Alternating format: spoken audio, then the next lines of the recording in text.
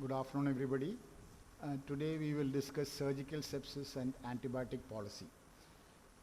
When we talk about surgical sepsis, what we mean is an infection that a patient gets after he or she comes to the hospital.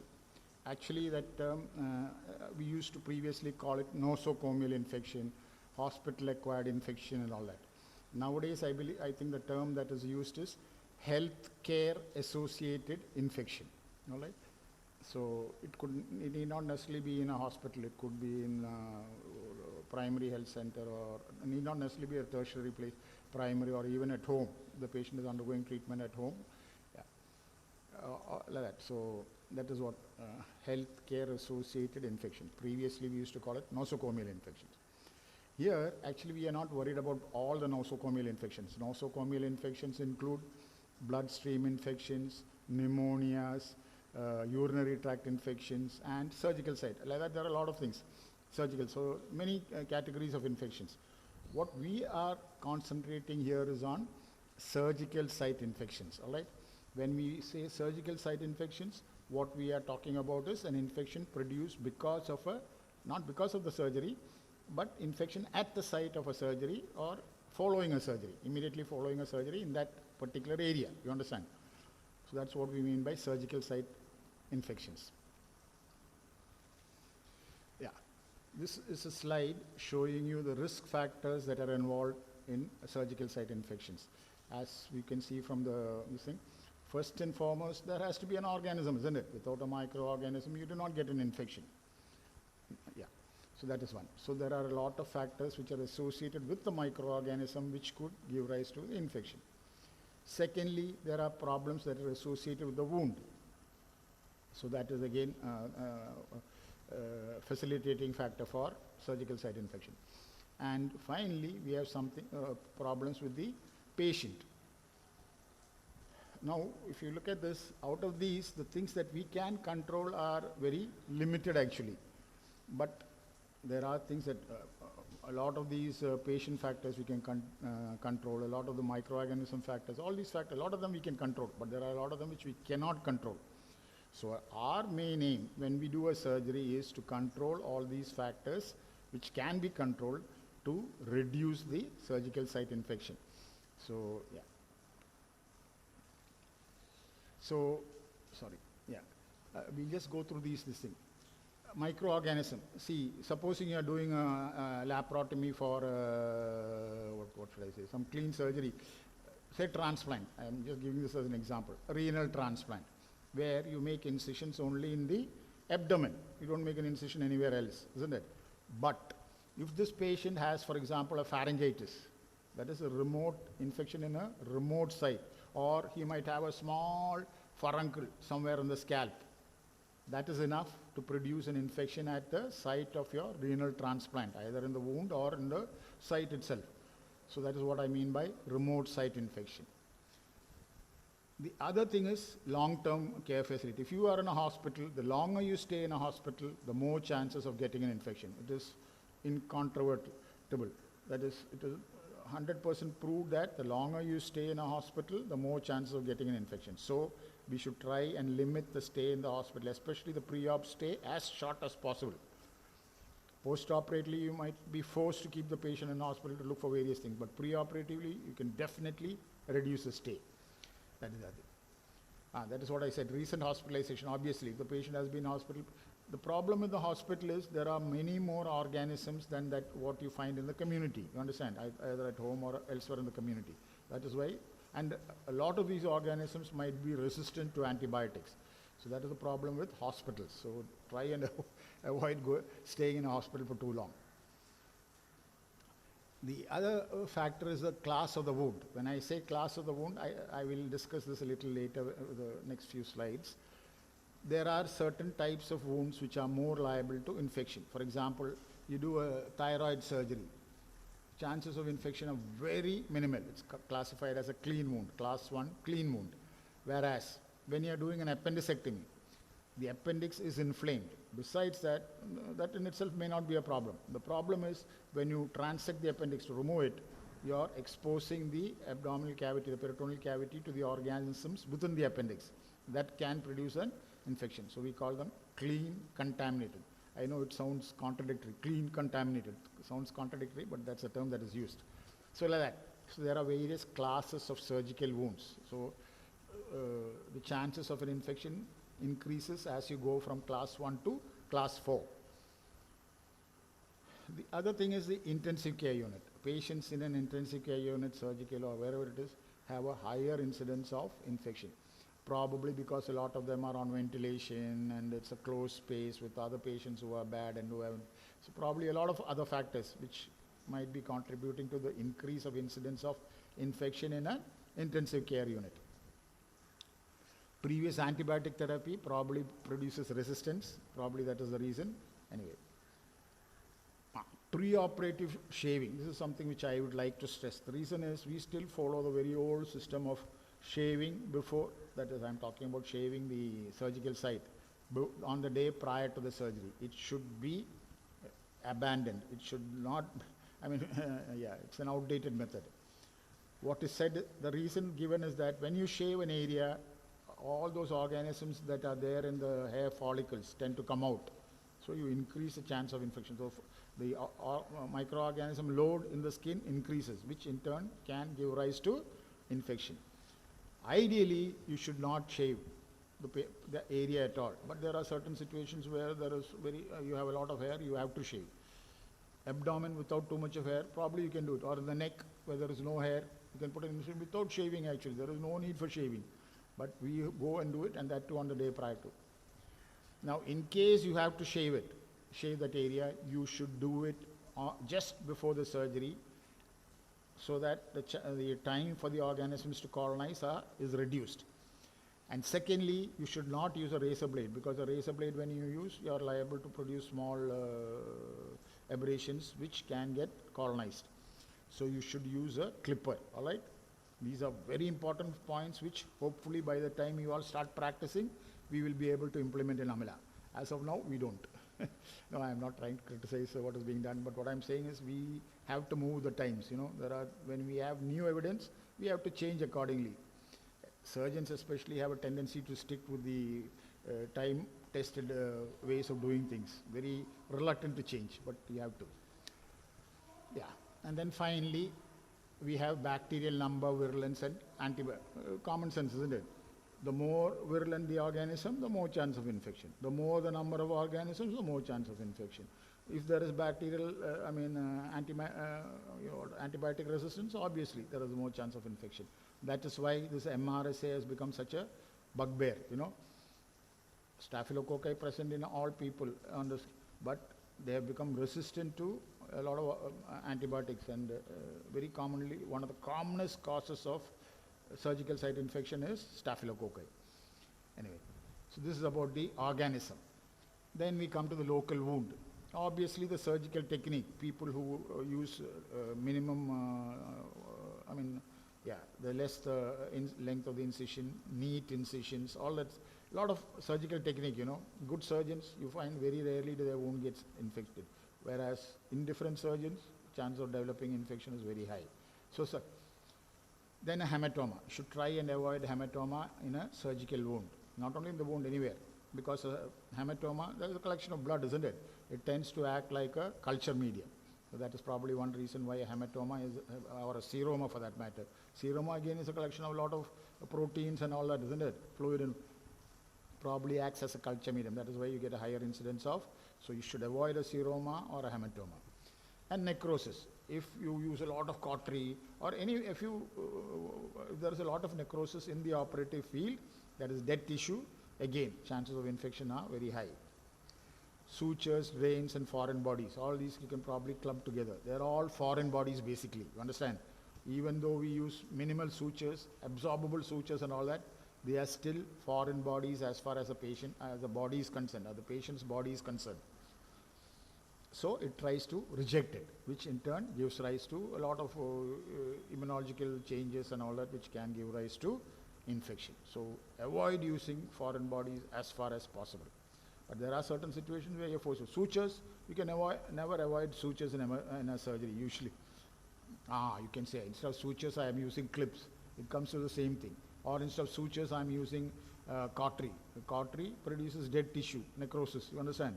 So all these are, all these are things which can contribute to the infection rate. So try and minimize the use of all these things. Yeah. But surgery without these things are impossible. Or you can use foreign bodies, like for example a mesh that you use for a hernia, a foreign body, or a prosthesis that is used by the orthopedicians, They use hip replacement, this replacement, that replacement, they keep rods, nails, all sorts of things in the body. All foreign bodies. Whatever material is used, it's a foreign body. Yeah, like that, so many foreign bodies we use in the body, all can be sites of infection. Then we come to the patient as such. As we find, age is definitely a factor which contributes to increased infections. The older the patient, the poorer the immune system, and hence the greater the chance of infection. Immunosuppression. Immunosuppression due to any reason. It could be due to steroid, long-term steroid use. Supposing the patient has a skin condition, say for example, sarcoidosis or something, some skin condition which requires steroid. Long-term, the patient, or rheumatoid arthritis, severe rheumatoid. There are so many conditions where you give steroids, which act as immunosuppressants, isn't it? Oh, sorry, steroids, I think I've given a separate heading. Yeah. Or you can get immunosuppression, supposing the patient has undergone a transplant, renal death. The patient is put on, I think, lifelong immunosuppressants, isn't it? So those type of patients. Steroids I already mentioned. Then we have malignancies. Again, malignancies tend to reduce the immune status of the patient, whatever the cause. Obesity, again, increases the, obesity causes a lot of problems. Infection is one of them. Diabetes, again, immune suppression. Malnutrition, definitely immune suppression, because you don't have the building blocks to produce immunity, so you will have. Yeah, and multiple comorbid conditions, the patients are generally in a bad, their general health is bad, again, which can, not just because of immune suppression, but due to various, either the patient can't take deep breaths or cannot move, so many things, which can. Transfusions, blood transfusions are not to be given lightly, you understand? HB is 9.6, give blood, never. Blood is to be used very judiciously. Besides all the other problems with blood transfusion, one of the problems that has recently been highlighted is they suppress immunity, you understand? This has been validated with colorectal surgeries. They found that people who have had transfusions during colorectal surgeries have a higher incidence of infection compared to others. Same type of surgery, without transfusion, less infection. And the reason they postulated is that there is certain degree of immune suppression, because again, blood from another person is a foreign material as far as this particular patient is concerned, you understand? So all those problems come into play.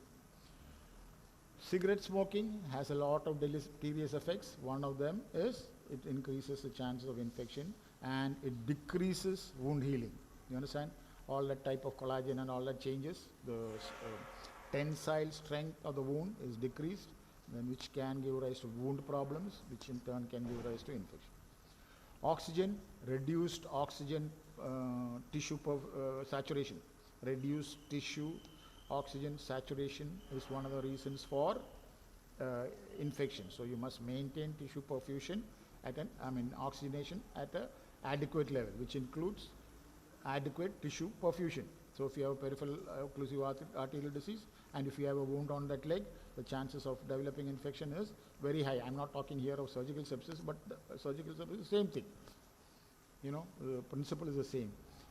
So their perfusion is reduced, so the oxygen carrying capacity is reduced. So whether perfusion, oxygen carrying, whatever it is, if there is a reduced oxygen in the tissue, what we call partial pressure of oxygen in the tissue, there is an increased chance of infection. Temperature. Hypothermia, again, induces, is a risk factor for infection. Diabetic control, we already said. Strict post-operative, pre-operative, and or rather peri-operative, strict peri-operative diabetic control reduces the incidence of infection. Around 120, if you can maintain the blood sugar, that is ideal, but the problem is maintaining it at that level throughout the day and day in and day out for many days, sometimes not possible. But we should try, or we should endeavor to make that possible. So these are the various factors which can produce a surgical site infection. Yeah, this is the class of wound that I was talking about. I told you the surgical wounds that we produce are classified into various things. Yeah, yeah. Actually, I have one more slide. I don't know. You can select whichever is better. I think this is slightly better. The problem is you can't read it properly. I mean, it's rather very small type. But yeah. So this is, this is the classification. I told you there is classes 1 to class 4. All right.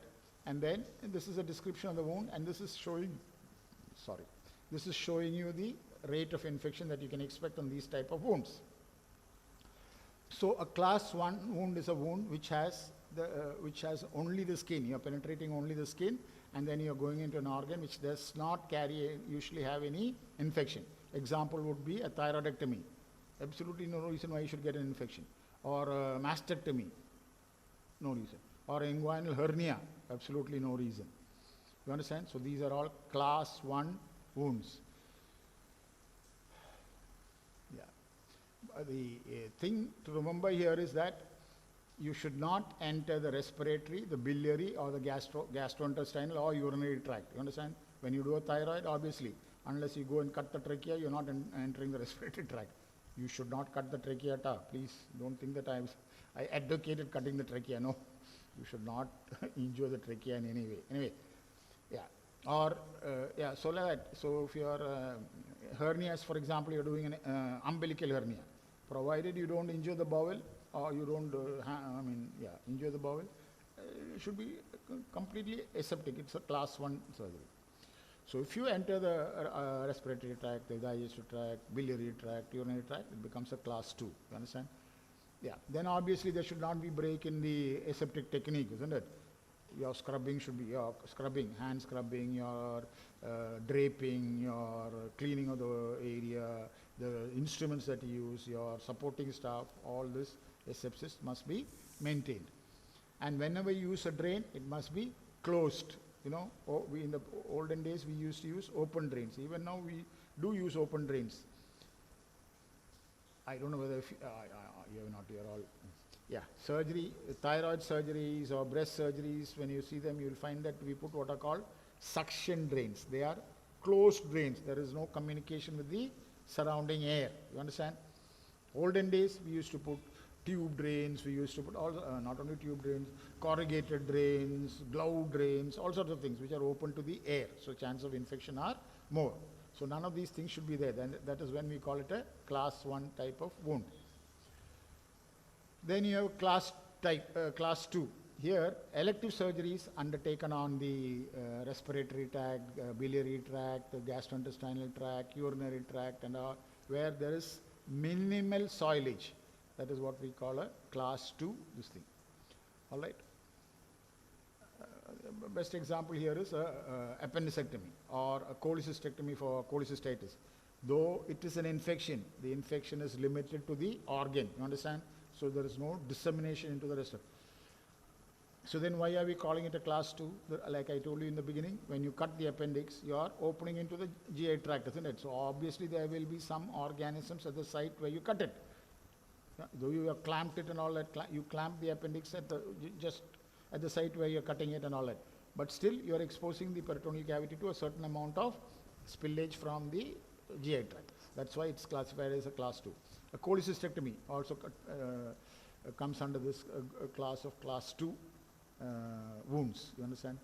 So these are slightly worse than the one. So that is why the infection rate, as you can see here, is less than 2% in a thyroid or whereas it is 13% in can be up to 13% in an appendicectomy or, yeah, that is class 2. Then you have class 3, where you have non-purulent inflammation. That is no pus, but there is inflammation.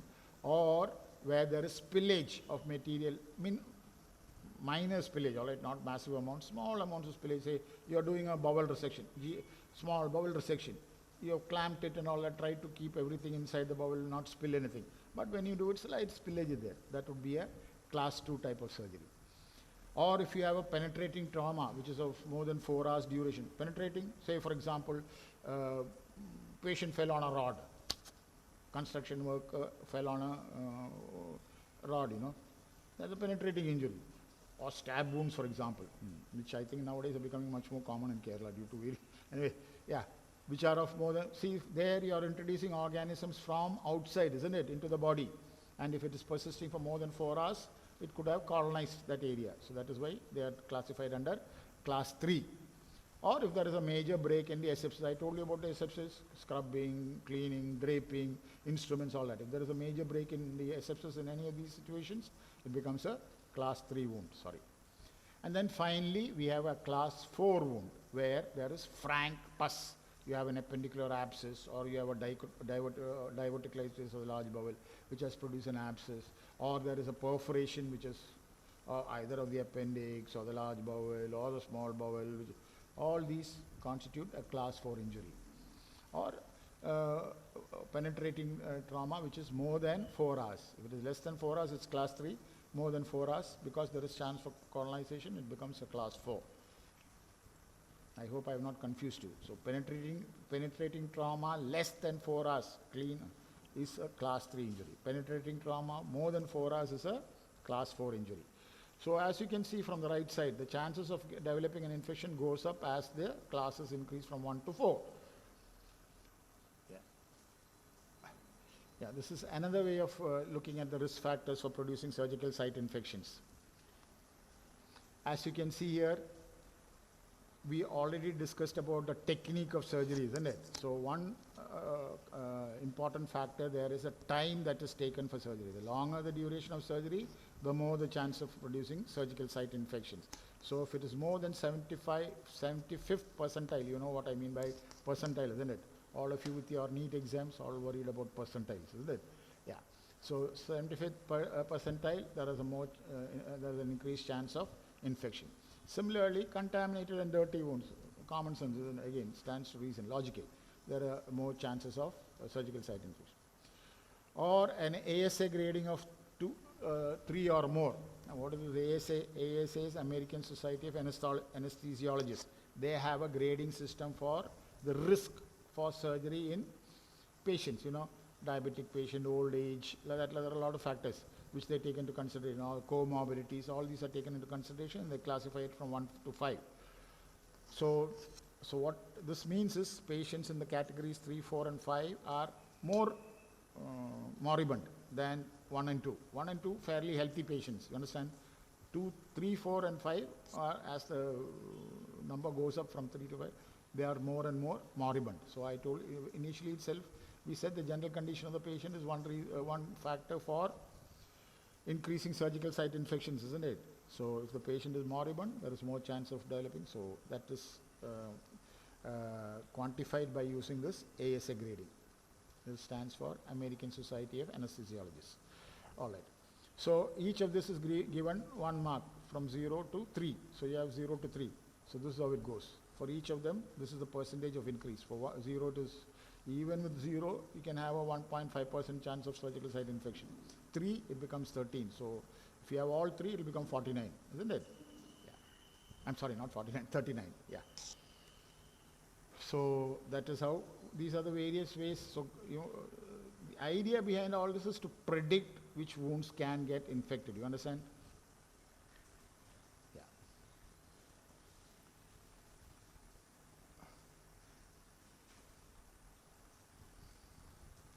Yeah. This is how to prevent. See, we all talked about what are the causes of infection. So obviously you must prevent infection, isn't it? So how do we practically put this into use? This slide tells you that. As you can see here, pre-operatively, things that you can do pre-operatively to reduce infection is shorten pre-operative stay. I told you the longer you stay in the hospital, the more chance of developing infection. So don't admit the patient unnecessarily to the hospital. We admit the patient 1 week before surgery to control diabetes, this, that, and all. If you can do it at home, with the patient at home, that is best. Occasionally you might have to admit, but it is a lot of, including our institution, we admitted 2 days before surgery, which is unnecessary actually.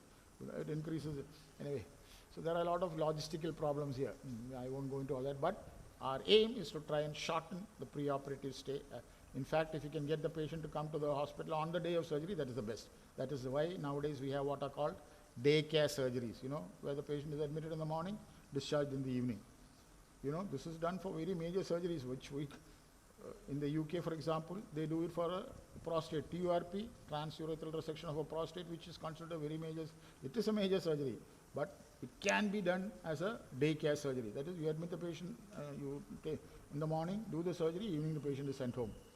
But for that, you need a lot of other logistical support. You need somebody to visit the patient at home and all sorts of stuff. So that is why it's not practical, feasible in our setup. But our aim should be to make it practical. All right, see, we all have a tendency to say, this will not work. But to get it to work is what we should try to do. Anyway, so yeah. The other thing that you can do is you can ask the patient to have an antiseptic shower or bath. I don't think in Kerala you would call it a shower, but yeah, you'll have a bath using an antiseptic solution. This is being practiced in our hospital also. On the day prior to surgery and even on the day of surgery, you can ask the patient to use an antiseptic solution. See, this will remove all the skin, minimize the skin organisms, and one of the major sources of organism is the skin. All right. Yeah, hair removal, I already told you about. I won't go into it again. Yeah. The other thing is, if there is a remote infection anywhere, you must treat it before you take the patient up for a clean elective surgery. All right, there is no need, provided it's not an emergency, there is no need to rush into it.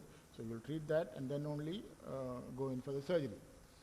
And you will use antimicrobial prophylaxis as it is indicated. I told you those classes of wounds, that is what guides us on the use of prophylactic antibiotics. We give depending upon the class. I'll come to that later on. Yeah. So preoperatively, as far as the local wound is concerned or the local area is concerned, I told you about hair removal, which we will use. As far as the patient is concerned, preoperatively you must optimize the nutrition. I told you, for example, a patient with carcinoma of the colon. Patient might be emaciated, not taking enough food because there is obstruction and all sorts of pain and all sorts of things. Albumin level will be low, ferritin level will be low. Generally, the patient is malnourished. You must build up the nutritional status before you undertake surgery if it is very bad. Usually say albumin, the rule of thumb probably is that albumin levels of less than 2, very dangerous. Patient is definitely, not only is the patient likely to develop wound site infection, surgical site infection, he can develop all sorts of other complications. So you try to avoid surgery, not avoid, you will postpone surgery till you build up the patient. Yeah, warming, again I told you, see, hypothermia tends to increase the chances of infection, so you'll try to keep the patient warm. That is why, again, when you come to the theater you will see the theaters are air conditioned, even here. Yeah. So, temperatures are rather low, isn't it? So you must keep the patient warm. They use warmers, they use blankets, we use all sorts of things to keep the patient warm. Again, glucose control, I already told you, ideally maintain between 100 and 120, but yeah, practical problems are there, we will try to overcome that. And obviously, stop smoking. I told you about the problems with smoking, and ideally, unless it's an emergency, what you should do is ask the patient to stop smoking at least 2 weeks. 1 month is ideal, but at least 2 weeks before surgery. Only then do surgery. So that is about preoperative things that you can do to reduce surgical site infections. Then we have intraoperative. Intraoperative, obviously, asepsis. In the old, I don't know whether you had a class on sepsis and all that. History of surgery, you must have.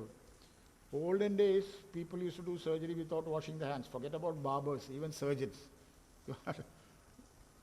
Surgeons are supposed to evolve from barbers in the West. Yeah.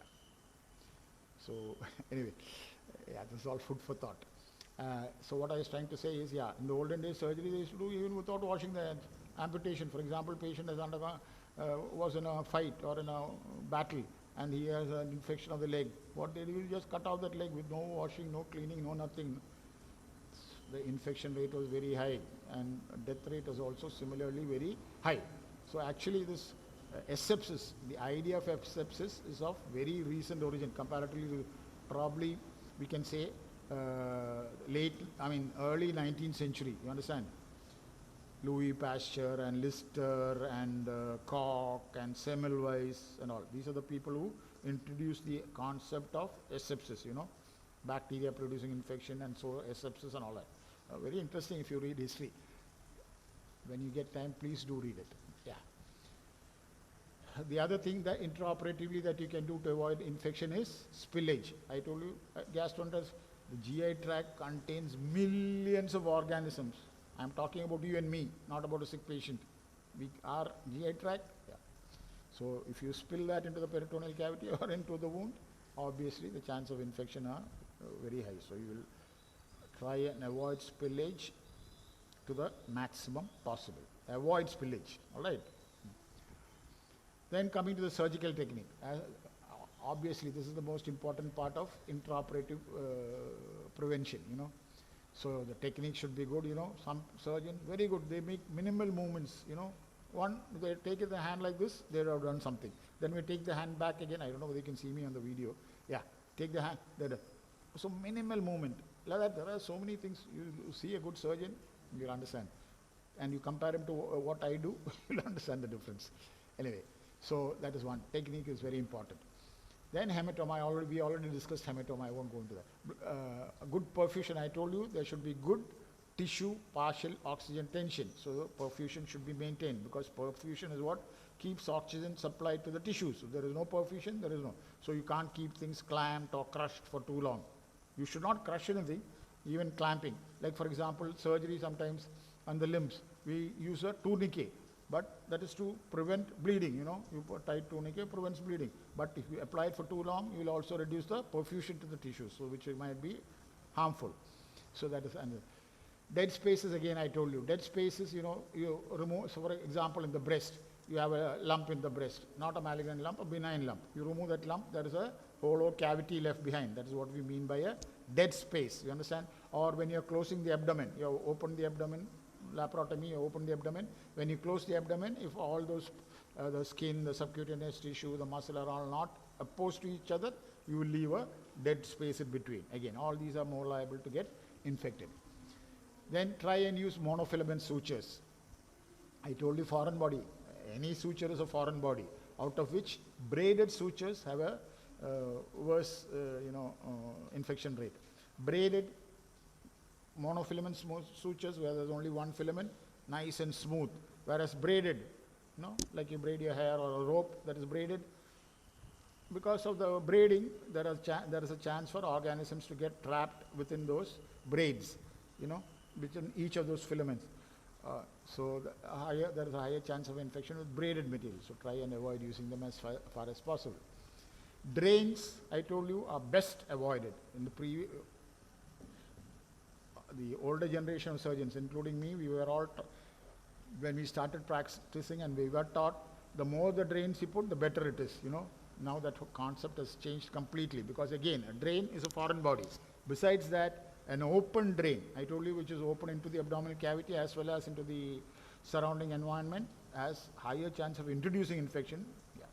So try and avoid drains as far as possible. If you have to put a drain, use a closed drain. Again, this I already discussed, I won't go into it again. Yeah, I told you we will try and reduce the use of foreign material. We have gone through this number of times. Yeah, sometimes, you know, you already have an infected wound, like a class 3 or a class 4 wound. Appendicular abscess, for example. You did an open appendicectomy, you know that the pus has been drained through the wound, so that wound is also infected. In those cases, it is probably better just to close the muscle and leave the skin and subcutaneous tissue open. And we resort to what is called delayed primary closure. All right? So once the wound is clean, you close the skin. That reduces the infection at the level of the skin and the subcutaneous tissue. Whereas if you close it primarily, that is at the time of surgery itself, if you close it, the chance of infection are much higher. So that is delayed primary closure in class 3 and 4 wounds. Yeah. The other thing is the wound. After you finish the surgery, the wound must be kept covered for at least 2 to 3 days. Normally we keep it at least for 2 days. You know, the idea is by then the wound would have sealed off properly, and the chance of the infection getting in is reduced. Whereas if you don't keep it covered, so you can either use a dressing, or you can use a sealant, all sorts of things are available nowadays, or you can use a cling film, lots of things. Yeah. So you should keep the wound closed for at least 2 to 3 days. So these are the per operative, during surgery, things that you should do to prevent surgical side effects. This is about the local wound. Then coming to the patient, oxygen, I told you, oxygenation, very important. See, nowadays, you know, previously people used to have wars or fight over land, you know. England conquered India, India conquered somebody else, or that, land. Then we came to the area where we started fighting over rivers. Nowadays you hear water, you know, water, rivers. No, you hear about China and India fighting, or Bangladesh and India fighting, or Pakistan over rivers because of water. Now I think we have reached a stage where we're going to start fighting over air, you know. So oxygen is very important to life. There is no doubt about it. When I say life, we are not talking only about the macroscopic life that we see, eyes, ears, nose, two limbs, organs, not like that. Even tissues, you know, cells require oxygen. So oxygen must be delivered properly, so the saturation of the oxygen must be maintained. That is why sometimes you have to give supplemental oxygen. And perfusion has to be maintained, all those things. I won't go into each of them. Yeah. Then warming, again, we already discussed this, isn't it? In the theater, you can use blankets, you have warmers. Nowadays, you have what are called warmers, where you inflate warmed air into a blanket-like thing, you know, so maintain the body temperature. Fluid, just like oxygen, fluid is also necessary. Fluid is necessary for lots of things. I mean, besides maintaining the perfusion, it is necessary for all sorts of things, yeah.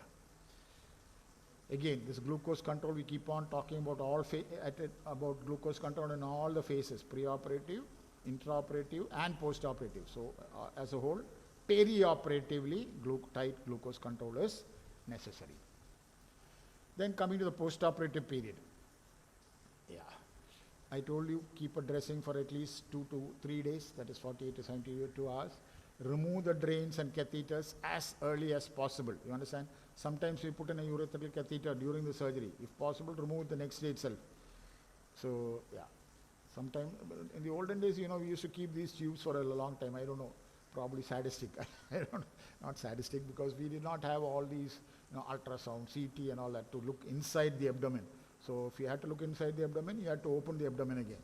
So to prevent that, we used to put in drain. So whatever is coming out from the drain, we would analyze for hours together and decide whether this requires opening, does not require opening, and all sorts of stuff. Nowadays, with all these newer gadgets and all, it's much easier. That is why we don't keep. So we are able to remove drains early, unlike in the past. So we should remove drains and catheters as soon as. Obviously, avoid post-operative bacteremia. All of us know, isn't it? Again, dressings in the local wound, dressings which we already discussed. Yeah. This post-operative about the patient, very important again. Start enteral feeding. What do I mean by enteral feeding?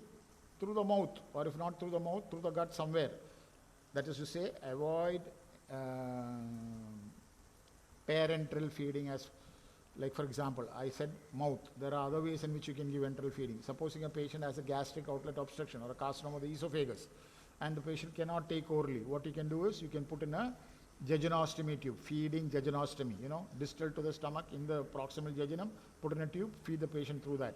That is much better than giving a patient parenteral feeds. You understand? When I say parenteral, IV, you understand? Don't. The earlier you start enteral feeding, the better it is for the patient recovery. As for the problem is, supposing you have a very bad abdominal peritoneal cavity infection and you have resected the bowel, you might have to wait for a couple of days. But otherwise, it is said that, so that is why patients who have not had any abdominal surgery, or where you have not handled the GI tract, you find that you start feeding 4 to 6 hours after surgery.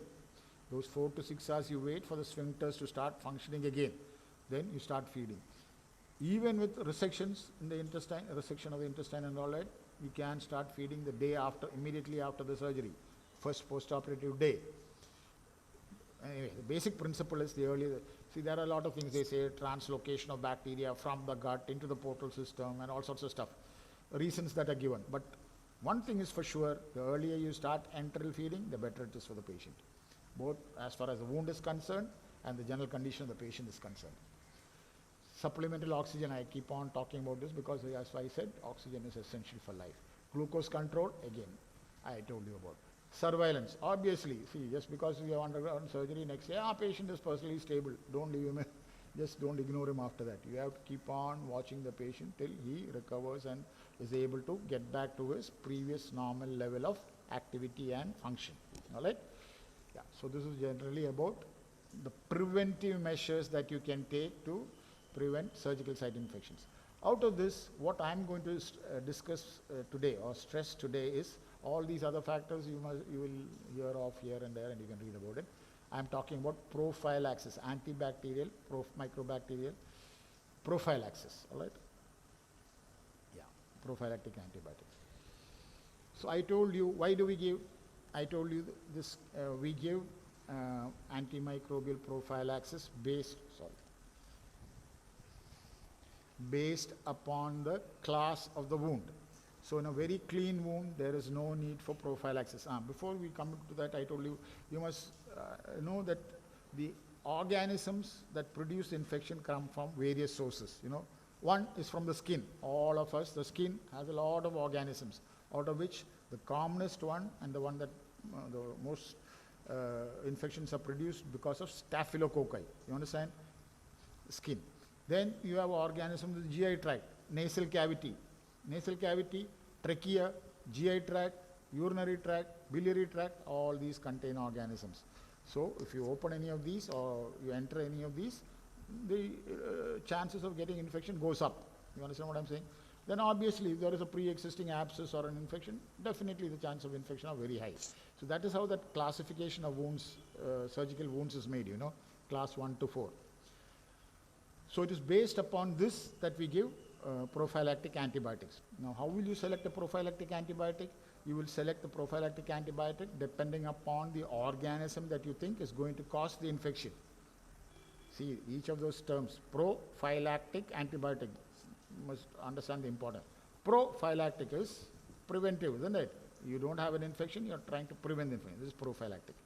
Antibiotic obviously is usually against microorganisms, usually against bacteria. You understand? We very rarely use this for fungal and viral infections. In fact, we don't have many drugs for fungal and viral infections. So it's bacteria we are mainly talking about. So we are worried about we're not only worried about it, we are worried about everything, but the common organisms that produce infection are bacteria, and we have an armamentarium of drugs which we can use against it. So that is what we will be talking about today. So how will you select the best antibiotic for for prophylaxis? Obviously, it must prevent the surgical site infection, and it must prevent the related morbidity and mortality. And the antibiotic should be such that you have to give it only for a minimum period, and the cost to the healthcare system must not be very high. And the antibiotic should not produce antimicrobial, I keep on saying antibiotic. Antimicrobial, I told you viruses and fungi all can contribute to this thing, but it's mainly bacteria. That's why I keep on saying antibacterial. Anyway, so they should not produce adverse side effects. You see, any drug which does not produce a side effect usually does not have an action also. There is no action. With every action, there is a reaction, isn't it?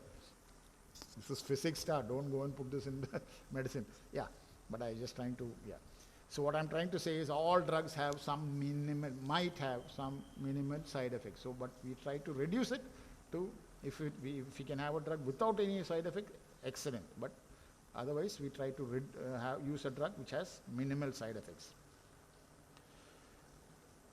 Yeah. The other thing is these antibiotics should not have any effect upon the microflora of the patient at all. I told you nowadays, especially in India, with the indiscriminate use of antibiotics, we have a lot of antibiotic resistant strains. Why do we have these strains? Just because we are using antibiotics indiscriminately. Cold, viral infection, you give antibiotics. It's a waste of the resource. It produces resistant strains, and it does absolutely no good for the patient. It probably might increase the income to the doctor and the pharmacy, but otherwise it is totally, it should be condemned. So when you all start practicing, please don't use antibiotics unnecessarily. All right? So So that is a problem. So antibiotics can produce a lot of unnecessary deleterious effects on the patient, and when the patient is in the ward, and if you get a resistant strain, it affects the whole hospital. So all the patients who come to the hospital later on are going to be affected. See, this is all a very big social thing if you think about it. Yeah. See, all right. I tend to become a little, what should I say, I don't know, I won't say philosophical, but yeah. So that is what we should not use antibiotics. So these are the ideal characteristics of a antimicrobial drug that you use for prophylaxis to prevent surgical site infection. So how do we go about achieving these goals? So the antimicrobial agent should be active specifically against the organisms that are found in that particular situation. You understand? I told you, when you put a skin incision, when you're doing a thyroid surgery, the only organisms, besides the organisms found in the body, gut, skin and all that, you can get infection introduced by exogenous causes. Like for example, the people who are doing the surgery, the surgeon, the nurse, the anesthetist, they might have some contamination which will be transmitted onto the patient. The environment, the room in the theater where you're doing, or the theater where you're doing this, if there is a contamination there, again the patient. The instruments. So all these are exogenous causes of introducing microbials, introducing bacteria, fungi and all that. You understand? So all this should be prevented. But when we talk about prophylaxis, we take it for granted that all these exogenous causes have been eliminated. You understand? And we are worrying mainly about the endogenous causes. So when you are doing a clean surgery, the organisms that you usually encounter, like for example, when you are doing a thyroid surgery, the organisms that you usually encounter are the organisms in the skin. So you must use an antibiotic which is specific. I told you, clean cases you don't use a prophylactic antibiotic, but in case you have to use it, you will use an antibiotic or a drug that is specific for the organisms present in the skin. And I told you the commonest organism that produce is staphylococci, which is found in the skin. So you will use an antibiotic against staphylococci.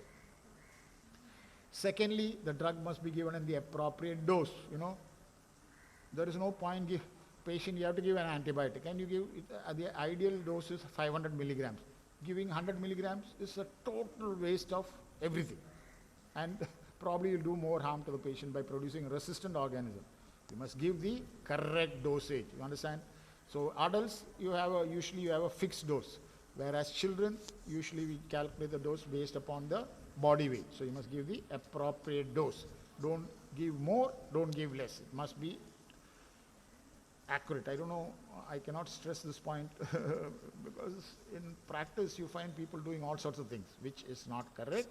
When you start practicing, please follow it properly. Yeah.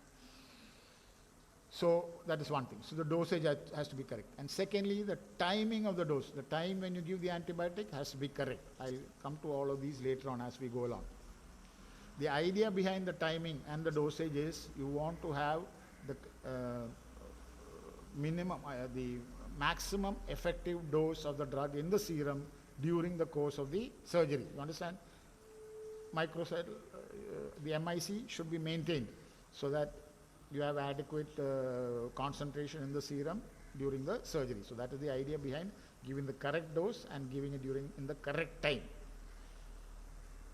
Obviously, the antibiotic has to be safe. That's we already discussed last time when we talked about adverse effects, isn't it? I won't go into that any further.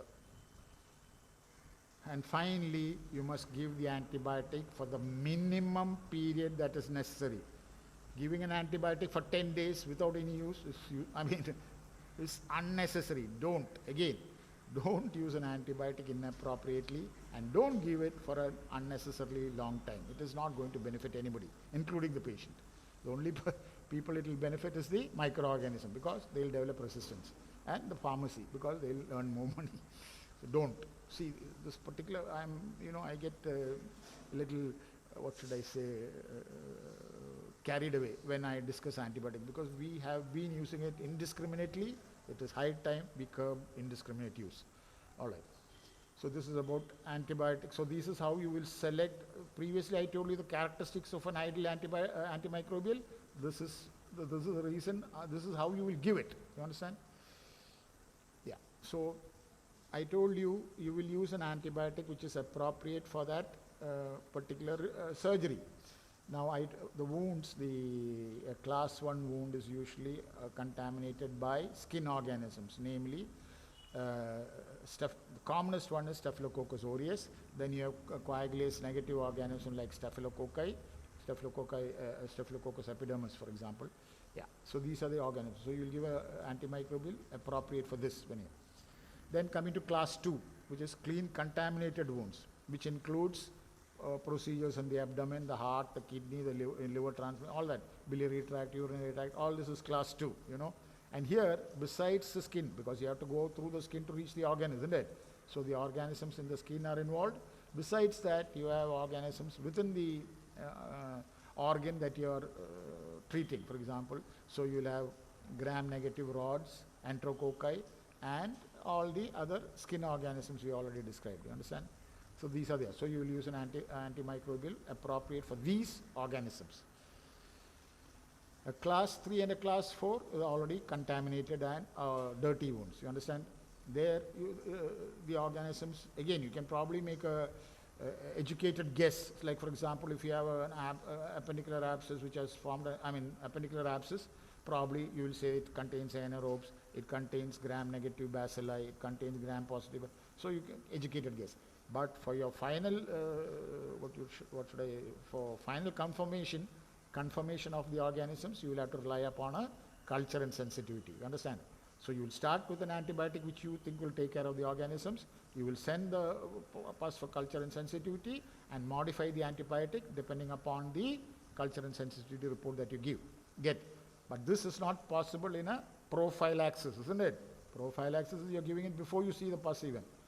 So I told you there, you will have to use an educated guess. So, so after studies, there people have come out, or studies have brought out appropriate antibiotics for the appropriate situation. I'll come to that later. I'll give you, yeah. So this is basically how you will select the antibiotic. I already told you, yeah. So that is the important thing about selecting. Then we come to the second point, that is the dosage and time. I told you the dosage of the antibiotic in adults is fixed. Now, obese patients, their body mass is much more than the normal adult. Actually, you think that you require very high doses, but there also you usually give the same as a prophylaxis.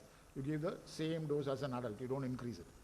Children, you will have to reduce the dose depending upon the body weight. Now, there are tables and each drug has a particular dose per gram, per kg. That is what you will follow when you select the dosage for children. Then this dosage might have to change depending upon the renal function, or like that. There are various other factors which alters the dosage, which you will learn when you learn your pharmacology. I'm not going to go into the details of each of this, but why are you learning all this? To put it into effect when you treat the patient. All right, don't think it's just for passing an exam. No. So you must be aware of them. See, sometimes you may not know the exact thing at the exact time. You can always, nowadays with the advent of so many media, it's so easy to find out. So you must find out the correct thing and do it. See, it is not always possible to remember everything under the sun, but you must be aware of what you should do. So then you can try and find out what you don't know. You understand what I'm saying? Yeah. So that is generally about dosage. Then we have this question of timing. I told you the timing that you give the antibiotic is very important. Why is that? I told you we want to maintain the best possible serum level of the antibiotic during the course of the surgery. So the timing is very important. And the ideal time that is said is you give it between 30 minutes and 1 hour before the incision. Before you cut the skin, you give 1 hour or 30 minutes. 1 hour is what is considered as standard nowadays. In the olden days, we used to say we give it before anesthesia. Now this anesthesia thing can go on for some time, or sometimes it will be very short. Supposing you're giving a general anesthesia, putting in a tube takes probably 1 minute, you understand? So that is not enough. The time interval between giving the drug and for it to reach the maximum concentration, the microcytal level within the serum is not enough. So normally the best time is 1 hour before the skin incision. This varies depending upon the antibiotic. I'll come to that later. So 1 hour before incision, remember that, skin incision. Then the next question arises, supposing I am doing surgery for 5 hours. Will the blood concentration be maintained for these 5 hours? It will not. The usual antibiotics that we use, it will not. So what happens? We have to repeat the dose. So when will you decide whether to repeat the dose or not? You will repeat the dose if the duration of the surgery is more than 2 times the half-life of the drug.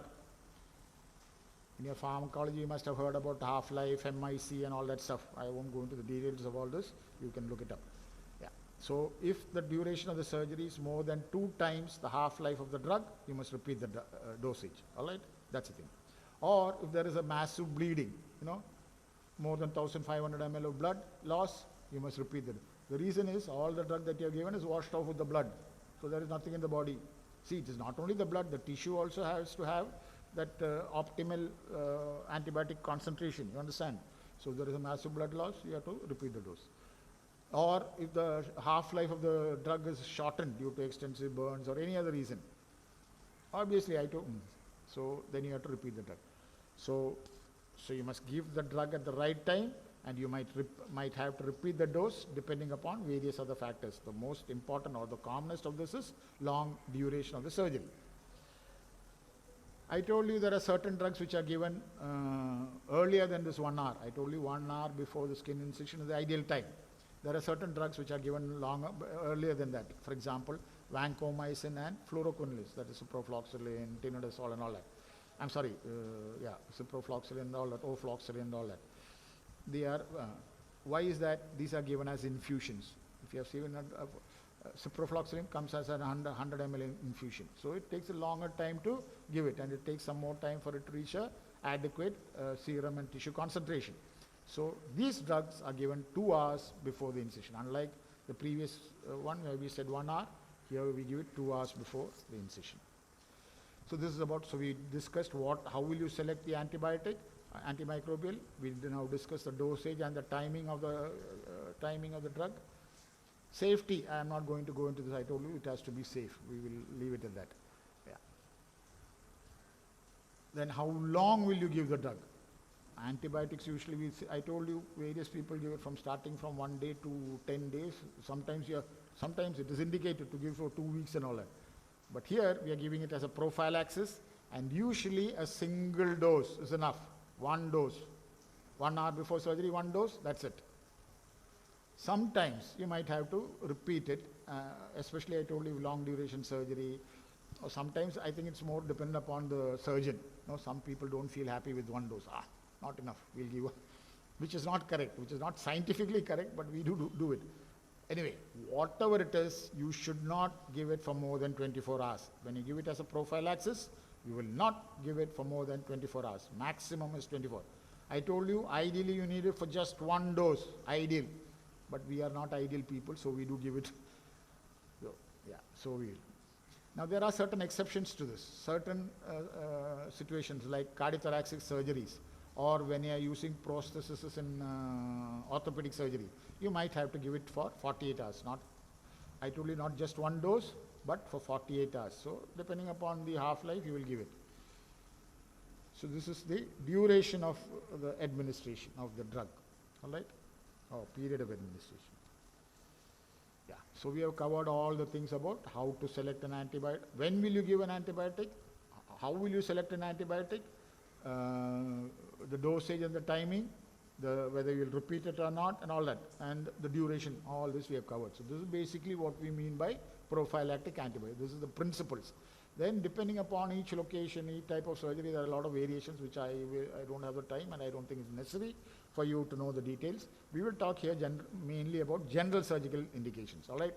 So coming to general surgical indications, so this is a chart showing you the type of drug that you will use for each specific type of surgery. I told you clean surgeries do not require prophylactic. I told you thyroid, I kept on saying thyroid or a breast does not require but there are exceptions here also. Like for example, a hernia, an inguinal hernia for example, does not require an antibiotic because it's a clean wound. But nowadays we use what is called a mesh repair. We apply a foreign body called a mesh, incorporate this into the wound. So because we are using that foreign body, we do give prophylaxis. You understand? That is an indication. Like that, there are certain exceptions to this rule.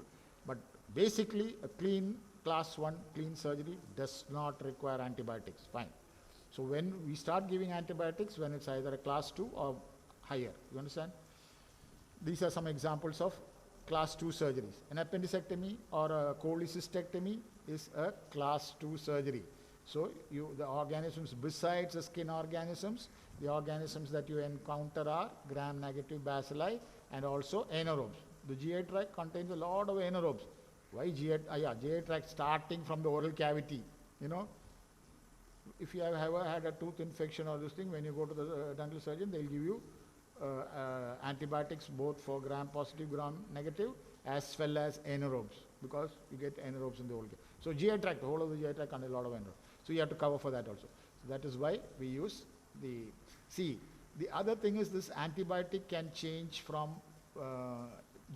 one geographical area to another, because sometimes the common organisms might be slightly different. So you'll change the antibiotic.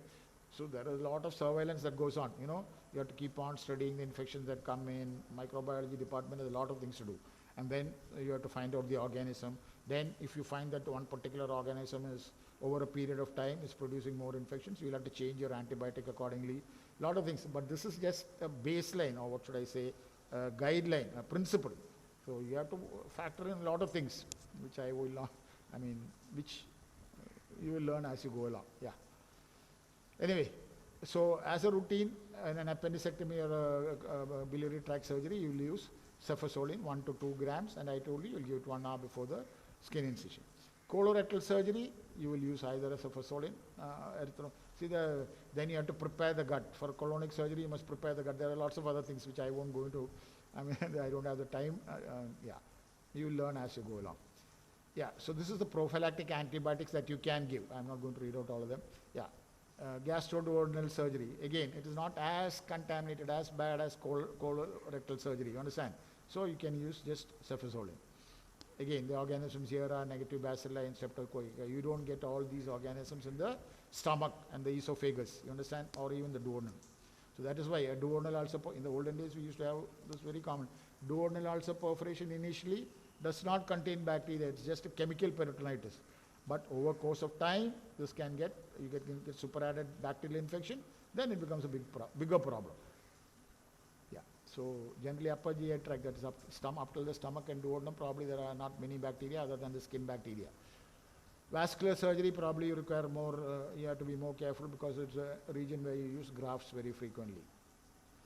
Head and neck surgery, yeah. So this is basically a type of antibiotic that you use in all these specific types of surgery, all right? Yeah, this is just to give you an example. I told you gynecological surgery, you might use different type, or urinary tract infection, you might use a different type. All this, yeah. I see it keeps on changing from location to location, and yeah, these are all things which we already discussed, pre-operative patient preparation, but these are the guidelines that are given. This is from one particular organization which is usually followed worldwide. I'm not going to read this whole thing, you can read it. You know, your slides will be available on your screens, you can read it.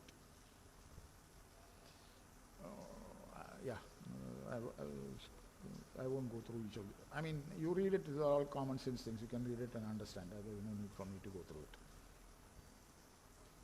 Yeah. So yeah, this I think is a little more, everything is interesting, but a little more topical for us, you know. So this is, this is pre-operative preparation of the site and all that, you know, other things, patient.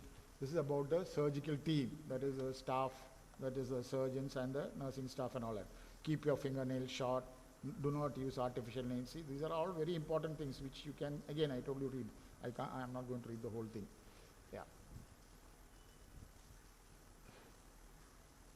Yeah. So besides the patient and the staff and the instruments, the environment within the theater, I told you the theater must be adequately, the theater must be made in such a way that it will not produce infection.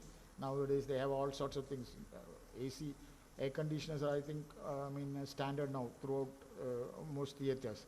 Then you have laminar flow. So what happens is the organisms from the top, the roof, come down to the bottom, to the floor, and then they are swept away. That is what we mean by laminar flow. There are lots of techniques that are used to keep the theater environment free of microorganisms.